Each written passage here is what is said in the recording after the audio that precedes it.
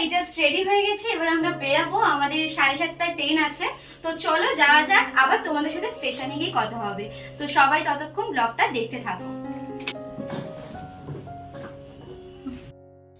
তো আমরা bag tag গুছিয়ে নিয়ে এবার বেরিয়ে যাব। আজকে আমাদের যেহেতু 7:30টায় ট্রেন ছিল, তো আমরা ওর জন্য 5:30টায় বেরিয়ে গেছিলাম।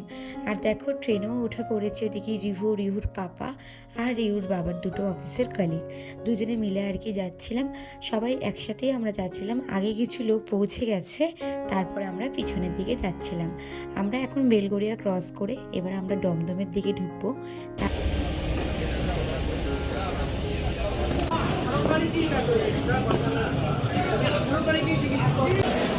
তো আমরা শিয়ালদা স্টেশন পৌঁছে গেছি। আর এদিকে দেখো রিহুর কাকার টলিতে বসে কি সুন্দর যাচ্ছে। ওকে যেখানেই ট্রাভেল করি না কেন আমি এইভাবেই নিয়ে যাই, ও বেশ সুন্দরভাবে বসে থাকে আর কি। আর চলে আসলাম শিয়ালদা স্টেশন। আর আস্তে না আস্তে দেখি মোটামুটি সবাই আমরা একজোট হয়ে গেছি। দেখতেই পাচ্ছ আমরা এত জনে যাচ্ছি। আর ওই দেখো আমাদের ট্রেন দিয়ে দিয়েছে। তো আমরা টোটাল যাচ্ছি 18 জন, মানে ভীষণ মজা হবে। আর এই দেখো রিহু হচ্ছে বৌদি ভাইয়ের কোলে। তো আমাদের ট্রেন যেহেতু দিয়ে দিয়েছে, তো আমরা মোটামুটি ট্রেনের সামনেই চলে এসেছিলাম। সবাই মোটামুটি ট্রেনে উঠে গেছে। তো আমাদের ট্রেন ছিল উত্তরবঙ্গ এক্সপ্রেস, যেটা আমাদের টাইম শিয়ালদার টাইমে 7:45 আমাদের ছাড়বে। এবারের ট্রিপটা একটু অন্যরকম হবে। অন্য সময় তো পাহাড় সমুদ্র এখানে যাই, তো এবারে যাব হচ্ছে জঙ্গল সাফারি করতে। মানে দারুণ একটা অভিজ্ঞতা নিয়ে ফিরবো। তো চলো সবটাই তোমাদের সাথে শেয়ার করব। এদিকে দেখো এখন সবাই মিলে আমরা ট্রেনে উঠে পড়ছি। আর রিও দেখো খুব খুশি কিন্তু সবাইকে পেয়ে, এত লোকজন, ও কিন্তু ভীষণ আনন্দেতে রয়েছে। তো আমরা যে যার মতো সিটে বসে পড়েছি। আর ট্রেন আমাদের ছেড়েও দিয়েছে, বেশ ভালো লাগছে। আর সব থেকে একটা ভালো জায়গা পেয়েছি জানলার ধারে আমি। তো চলো সবাই তোমরা ব্লগটা দেখতে থাকো, আরও নতুন নতুন ব্লগ আসবে। তো সবাই একসঙ্গে আমরা যাচ্ছি ঘুরতে অনেক দিন পর। তো হ্যাপি জার্নি। আর এদিকে দেখো আমাদের রাতের ডিনার চলে এসেছে, সেটা হচ্ছে মিক্স ফ্রাইড রাইস আর তার সাথে চিকেন কষা।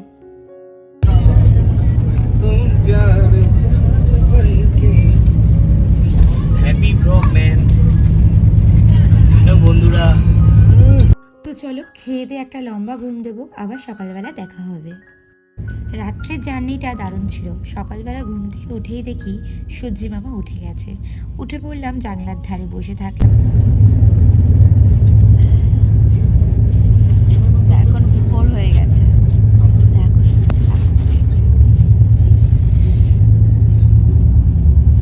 বন্ধুরা এখন এনজিপি স্টেশন জাস্ট আসলো, আর এখানে একটু ট্রেন দাঁড়াবে মিনিমাম 10 থেকে 15 মিনিটের মতো। তো আমরা ওর জন্য একটু নেমেছি।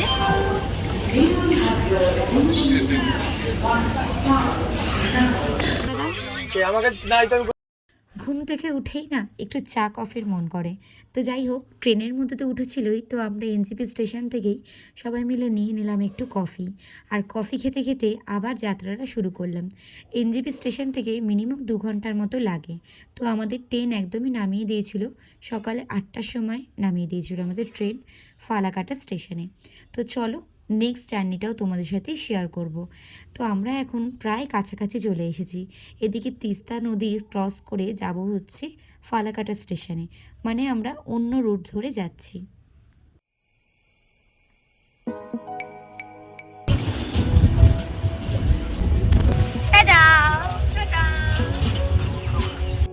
তো আমাদের গন্তব্য স্টেশন চলে এসেছে। তো আমরা এবার নেমে যাব। আমরা ফালাকাটা স্টেশনে নেমেছি।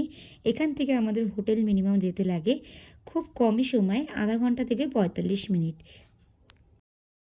তো আমরা এখন দেখা একটা রিলস বানাবো বলে সবাই একসাথে নামছি আর কি, পরপর করে।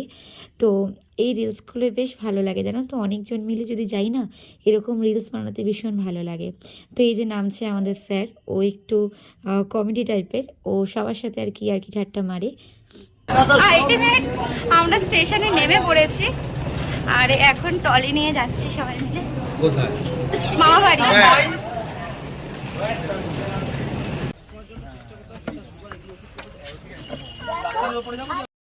আমাদের যেহেতু সব কিছু বুক ছিল, তো জন্য স্টেশন থেকে আর দাঁড়াতে হয়নি। স্টেশনের সামনেই দেখি গাড়ি দাঁড়িয়েছিল আমাদের জন্য। তো এবারে আমরা যাচ্ছি হোটেলে যাওয়ার উদ্দেশ্যে।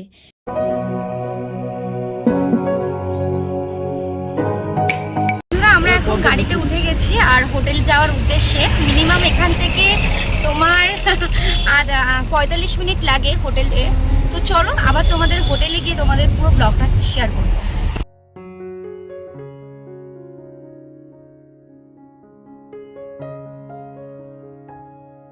ডুয়ার্স মানে হচ্ছে জঙ্গলে জঙ্গল, মানে সবুজে সবুজ। যাই হোক, গল্প করতে করতে কিন্তু আমরা হোটেলে চলে এসেছি। তো এখানে হোটেলে ঢুকেই আগে আমার চোখ পড়লো এই ফুলগুলোর মধ্যে। অপূর্ব সুন্দর লাগছে ফুলগুলো, সব রকমের গোলাপ দেখো এখানে ফুটে রয়েছে।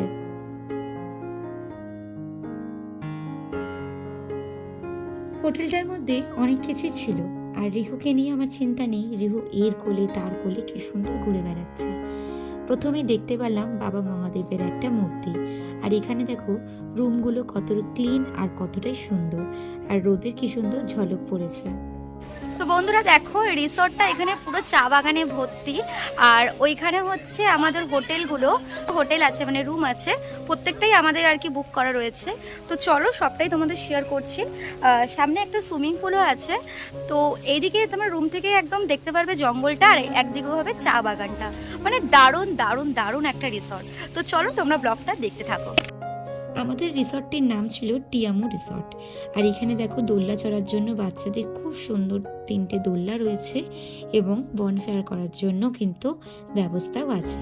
তার সাথে দেখো এই পুলটা নতুন করেছে একদম, আর জলটাও কিন্তু একদম স্বচ্ছ, মানে খুব পরিষ্কার। আমাদের রুমটা কেমন হয়েছে? রুমটা হচ্ছে 107। তো চলো এবার রুমটা দেখাই। এই জাস্ট হচ্ছে রুমটা। ওয়াও, এখানে একটা টিভি রয়েছে, তার সাথে একটা আলমারিও রয়েছে জামা কাপড় রাখার জন্য, আর এটা 2 সিটারে একটা বেড। আর চলো বাথরুমটা দেখিয়ে দিই। এই হচ্ছে বাথরুমটা।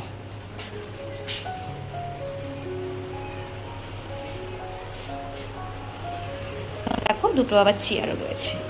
আর হোটেল থেকে বেরিয়েই হচ্ছে চা বাগান, আর সামনেই একটা দোল খাওয়ার জন্য জায়গা। তো চলে আসলাম একদম সোজা রিসেপশনে। এখানে কি সুন্দর দেখো খাওয়া দাওয়ার জায়গাও করে দিয়েছে, কি সুন্দর বেতের চেয়ার টেবিলগুলো। তো দিয়ে দিয়েছে গরম গরম চা। তো চলো ব্লগটা আমি এখানেই শেষ করলাম, আবার দেখা হবে নেক্সট ব্লগে।